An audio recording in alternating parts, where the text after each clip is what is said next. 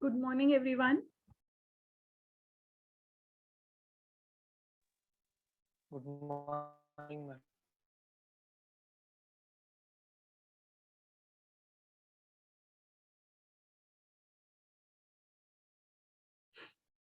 Should we start the class? Yes, ma'am. Okay.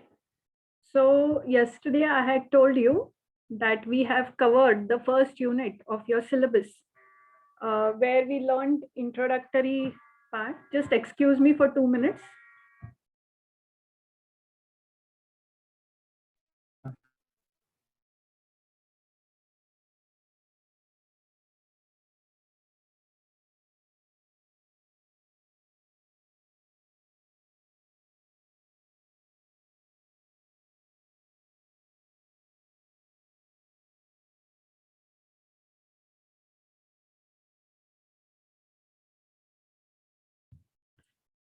Okay, so in the last class, we had learned the introductory part of your syllabus, where we learned about basic standards. We learned about some standards like ATM networks and SONET, as well as frame relay. We also got introduced to networking once again, like topologies we learned, or we learned little bit of different reference models. Okay. So now what we have to learn, we are going to start with the second unit, and this second unit is concerned with network layer. Now I have told you the whole of OSI reference model is there as one chapter each in your syllabus. First previous semester, the basics and up to data link layer and MAC sub layer we had learned. So in this semester, that is in the fourth semester, we have to learn network layer, transport layer, and application layer in detail, and also about network management. So this second unit is going to focus on what are the functions of network layer and what could be the design issues related to network layer. So all of you have to recollect what we have learned in the past, and you people have to understand the functions of network layer once again. Now let us try to bring back the OSI reference model in front of our eyes. The bottommost layer is called as physical layer. On top of it, the layer that is there is called as the data link layer. And on top of it, the layer that is present is known as the network layer. So network layer is present on top of data link layer. And above the network layer, what you have is transport layer. So network layer is in the middle. Network layer is the intermediary between transport layer and the data link layer.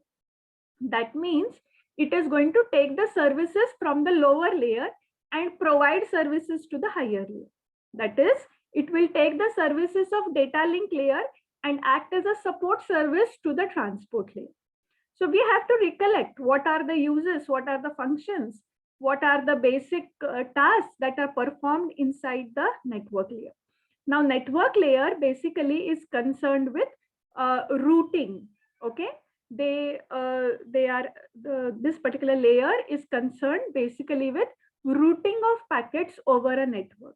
Whenever we have two machines which are situated very far away, whatever data is generated by the source in the form of packets, it has to be forwarded, transferred through the subnet till it reaches the destination.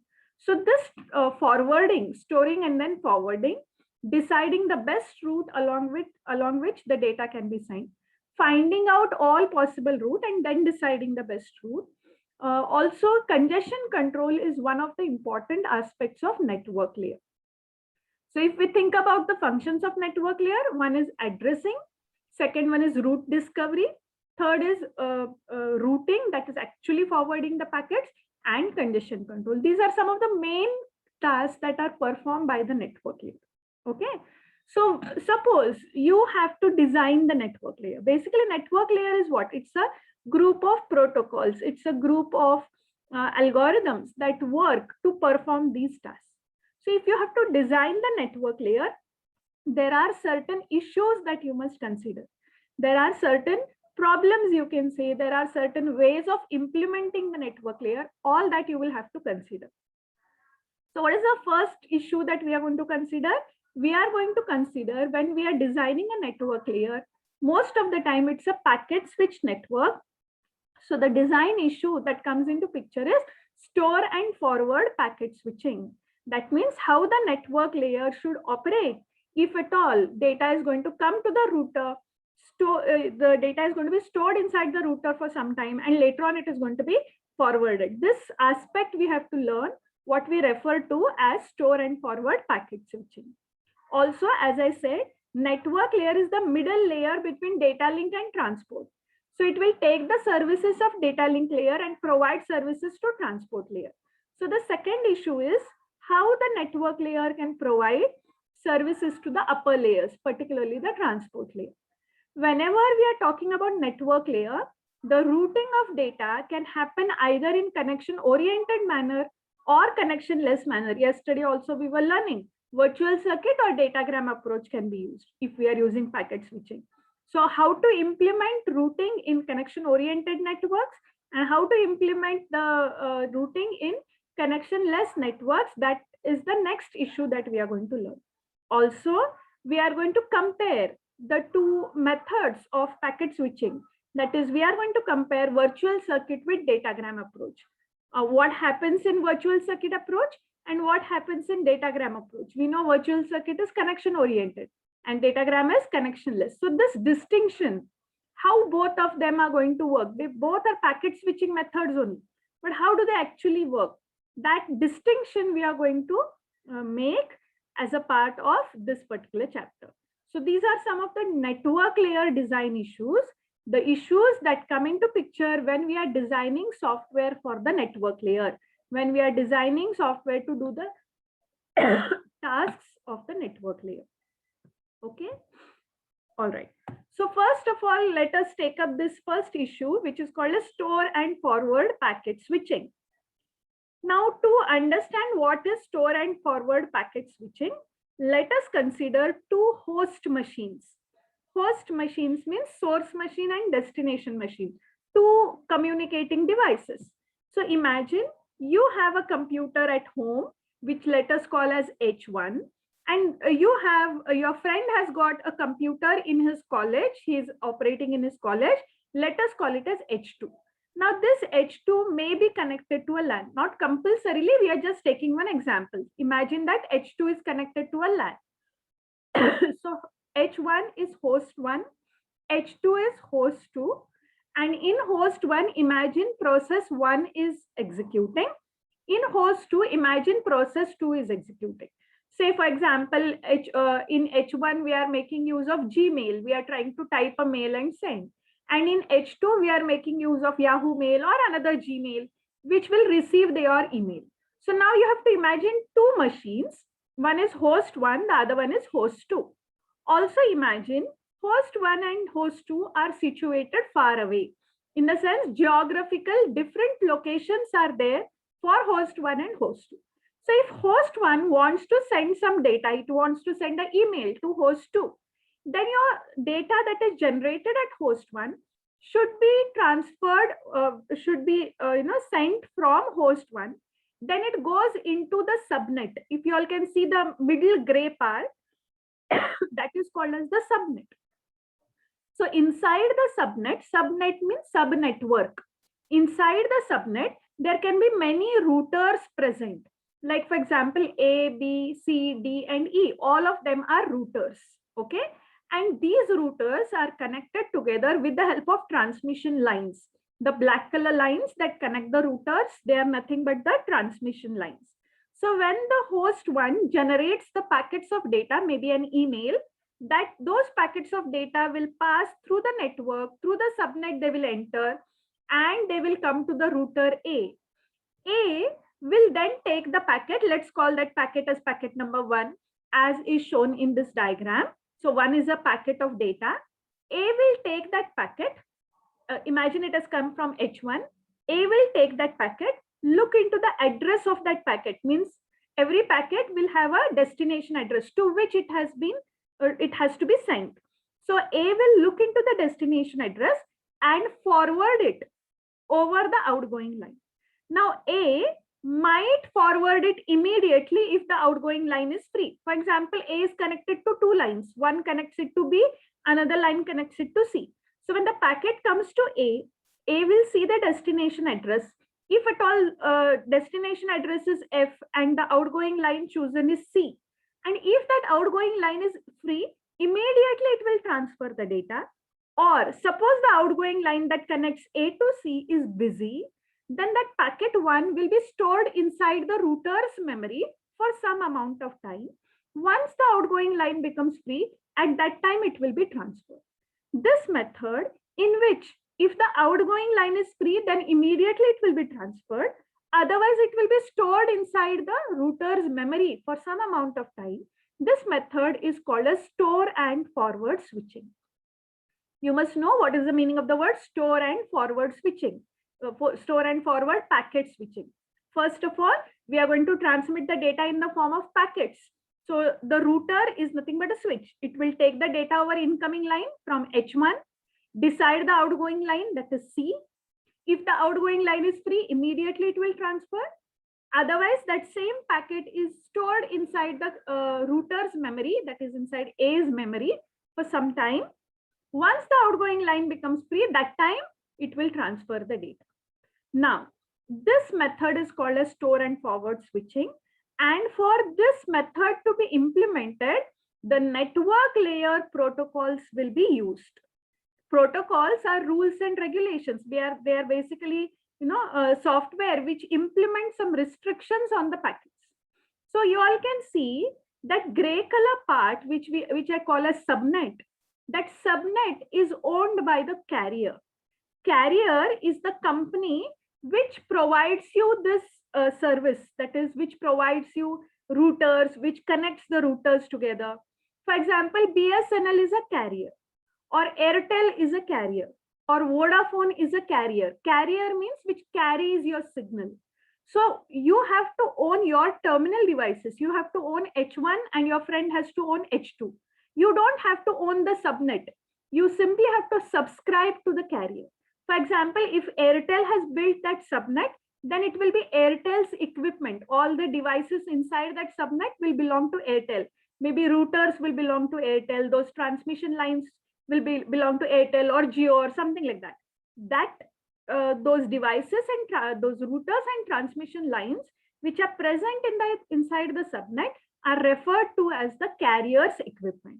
So this whole process, that is data generated at the source, H1, then being forwarded to the router, and then through multiple routers reaching the destination, this whole process is done with the help of certain protocols which are referred to as network layer protocols. Okay. Now, when we implement that subnet, when we are implementing these protocols, the subnet can work either in connection oriented manner, or it can work in connection less manner. So yesterday we had learned what is connection oriented and what is connection less. Connection oriented means between the source and the destination, a dedicated connection is set up, starting from the source to the router to other routers and till the destination. A path will be set up. a link will be set up. Only after connection is set up, data is going to be transmitted. And all the data will always move along the same path. It will not move along different paths. It will move along the same path. So if at all you have a subnet which is going to operate in a connection oriented manner, then try to understand how routing happens. The same diagram is shown. Now we have tried to take into consideration three hosts, H1, H2 and H3. H1 and H2 are host machines. H1 and H3 are host machines which are connected to the router A. H1 contains a process P1, H3 contains a process P3. Imagine they are working in connection-oriented service. So how will the routing happen? Whatever are the packets that are generated by H1 and H3, they will be sent to the nearest router, that is A. Now A, that is a router, will maintain a table which is called as the routing table. Now this routing table will have two parts, the incoming part and the outgoing part. Incoming part will indicate the line number or the virtual circuit number, and the outgoing part will indicate the virtual circuit number through which we are going to transmit the data. Now, for the sake of simplicity, let us take only one process to understand this, that is H1. For the time being, let us ignore H3.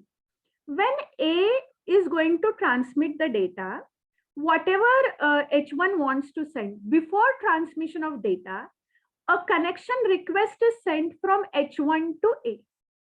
Then A is going to, as the connection request comes to A, let us call that virtual circuit number as 1, means it is connection number 1, because A is handling two connections right now from H1 and H3. So it will come along the line number 1.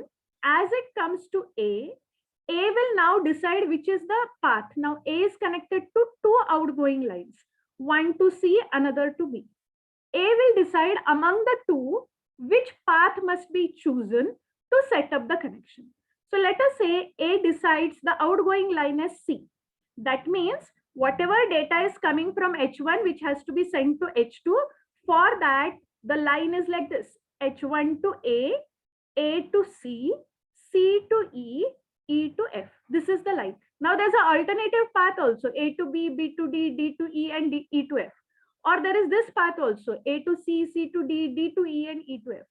But A has chosen the outgoing line as C. Now C, which is an intermediate router, will then set up the remaining part of the connection. C also is connected to two outgoing lines. One connects it to D, another one connects it to E. So C has got connection coming from A. The virtual circuit number is 1, incoming line. It has decided to make the connection along E. So can you see the outgoing line? C is stable, which is the outgoing line. From C, the outgoing line is 1, that is E, C to E. Okay, and the connection number is 1. So now the next router that comes into picture is E. So look at E's table. For E, the incoming line is C and the outgoing line is F. And this one will be used for connection number 1. Okay, so have a look at the whole set of tables. From H1, data is going to be sent to A for connection number 1. When it comes to A chooses the outgoing line as C for connection number 1. Now C is stable. Incoming line is A, outgoing line is E. C is here. This is the incoming line, this is the outgoing line. So incoming line, C is stable, you have to see now. What is the C stable? Incoming line is A, connection number is 1. Outgoing line is to E and the connection number is 1. Again, E is stable, you have to see. Now this is your E. E has got two incoming lines, but we are talking about C. So look at the incoming line. Incoming line is from C. Connection number is 1. Outgoing line is F and the connection number is 1. Similarly, you can see for connection number 2. Connection number 2 will be from H3. Okay. So what does this mean? all the routers that are there in the subnet, which are a part of that connection, each one will maintain a table. And what will that table do? As the data comes from a particular connection, it will see the connection number, it will see the outgoing line for that connection number, which is the preferred outgoing line, and it will transmit the data along the same line. It doesn't transmit along other lines. Moreover, the connection is set up in advance. So as the connection request goes from H1 to A to C, C to E, E to F, and then F to H2, a complete dedicated connection is set up all the way from H1 till H2. That connection will mark the path. Along that path only it is going to be sent. So routing is not really difficult, or routing is not going to be very complicated if it's a connection oriented service, because the route is decided well in advance. The connection is complete. The connection is set up right from source through the subnet till the destination, and along the same path data will be transmitted.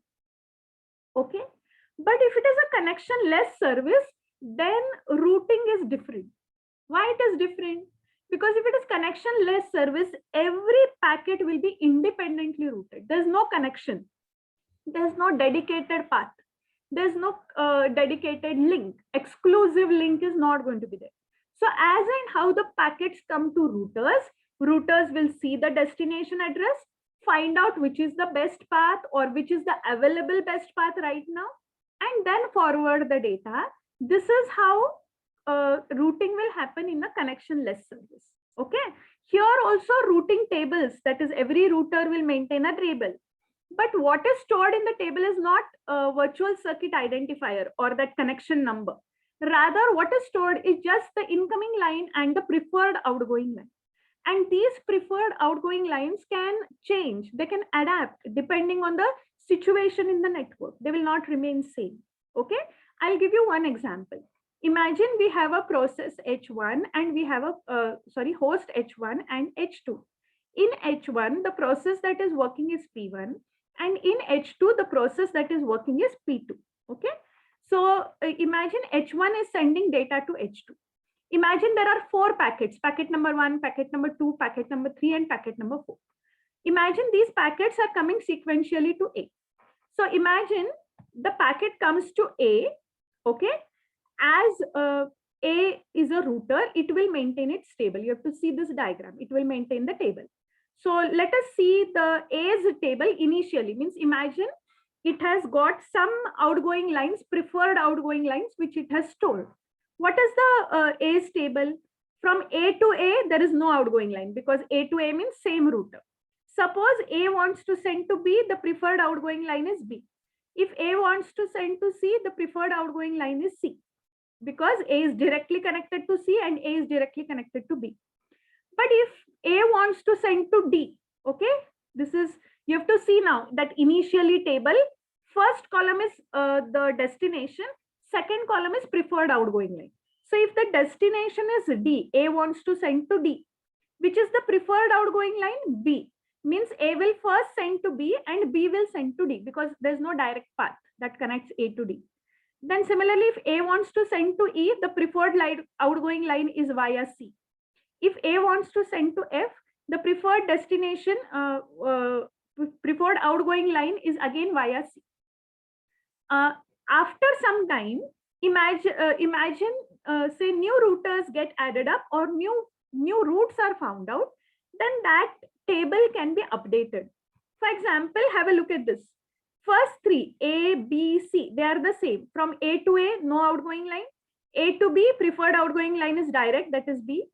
A to C, the preferred outgoing line is C because there's a direct line. A to D, the preferred outgoing line is again via B. But can you see A to E? C initially and C later. Initially, imagine to send to E, the outgoing line was C. But later on, it is updated as B, because maybe A finds out that if it sends the data via B, the time required is less. Then it can update the table. So initially, maybe to reach E, 5 seconds are required via C. But now it found out that to reach E, via B, the time required is only 3 seconds, 1, 1, 1. Then it can update that table. So whenever data comes to this router, the destination address is checked and then an independent decision is made for every packet. So you all can see packet number 1, 2 and 3, they have passed along this line. Whereas packet number 4, which is again going to H2, as new lines are found out, then maybe smaller routes are found and they are updated inside the table. So you all can see packet number 4 is sent along this route. That means when we have a connectionless service, packets are routed independently. There is not going to be any connection in advance. Every packet will be taken, whichever outgoing line is free, whichever is shorter, whichever is efficient, along that path, the data is going to be sent. This is because no connection is set in advance. So routing happens independently for every packet. Whereas in connection oriented, routing happens only once at the time of connection setup. Here it happens every time for every packet, depending on which routes are available. Maybe some parts of the network are congested. Maybe some parts of the network have failed. So there could be alternative paths along which data can be sent. And that will allow the transmission of data till the destination. Okay. So now we will try to distinguish between datagram subnet and virtual circuit subnet. Let me tell you, virtual circuit means connection oriented service and datagram means connectionless service. So just now what we learned, connectionless, that diagram is datagram subnet. And the previous one, connection oriented is nothing but virtual circuit. Okay. So the first issue that we are considering is circuit setup. Circuit setup means connection setup. If it is datagram means connectionless, so circuit is not required or connection is not required. But if it is virtual circuit, it is connection oriented. So what is required? Circuit setup is required, because connection oriented will work with the help of setting up a connection. Connection is nothing but circuit. Then addressing. If we have datagram, each packet contains full source address. That, for example, the IP address of a destination machine. That whole, 192.168, whatever, in the sense, the complete IP address is present inside the packet. But if it is virtual circuit, it doesn't contain the address, destination address.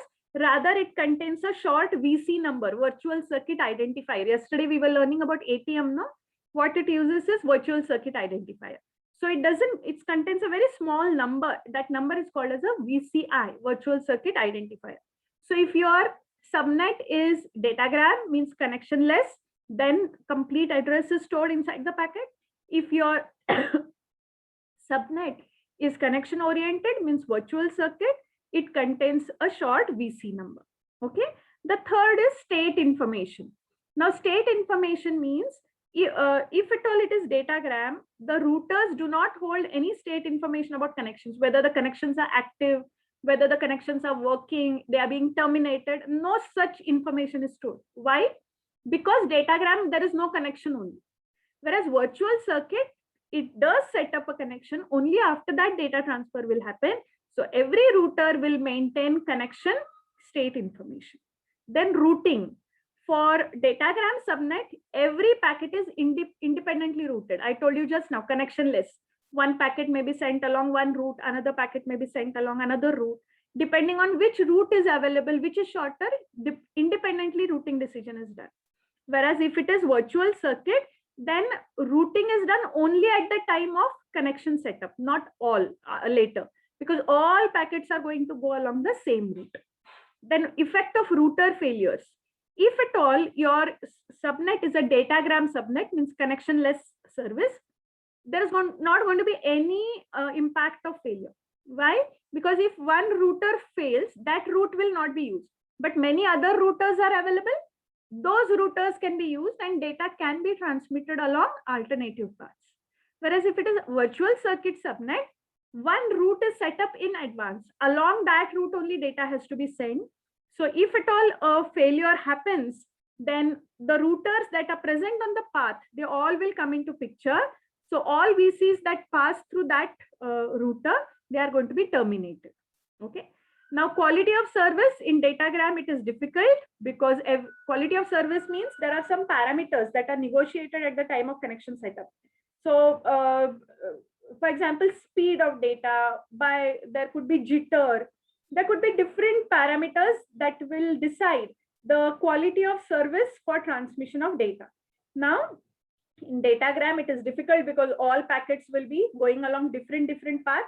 They may not meet quality of service. Whereas in virtual circuit, since the routers and the path are allocated in advance, it is going to be easy. Then congestion control in datagram subnet is difficult, whereas it is easy in virtual circuit. Why? Because congestion means traffic jam. If at all we have a datagram subnet, lot of packets may be sent along different paths. So maybe certain routers are there which are getting overloaded. Lot of packets are coming to that router. Then congestion does happen and managing that is difficult. But if you have virtual circuit, well in advance, you are allocating all the resources, and only if enough resources are there, then only connection is set up. Suppose some some routers are not working, some have failed, some have crashed, then that connection will not be set up. There's no question of congestion. So in datagram approach, congestion control is a big issue, whereas in virtual circuit, it is not going to be a big issue because your resources are allocated in advance. They are not going to be overloaded later on. Okay, so this difference you people should know. This is asked in the exam many times. Distinguish or compare virtual circuit and datagram subnet. Once again, I'm repeating, datagram means connectionless and virtual circuit means connection oriented service. Okay. So this is what I wanted to tell you. I want you all to enter your attendance now. And let me know if you have any doubts in what we learned just now. What all we have learned. We know now what is store and forward packet switching. We know implementation of connection oriented service. We know implementation of connectionless. Connection oriented means virtual circuit and connectionless means datagram. And we also know the difference between the two, virtual circuit and datagram.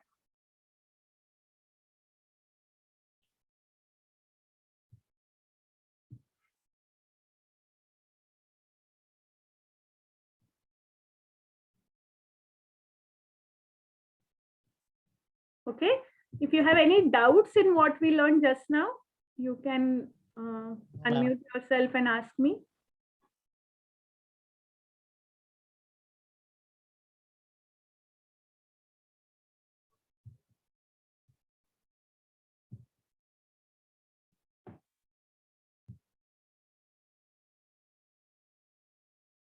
Are you people understanding or simply listening and sleeping at home, logging in and sleeping?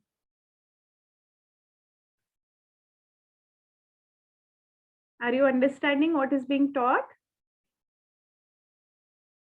Yes, ma'am. Yes, ma'am. Yes, ma'am.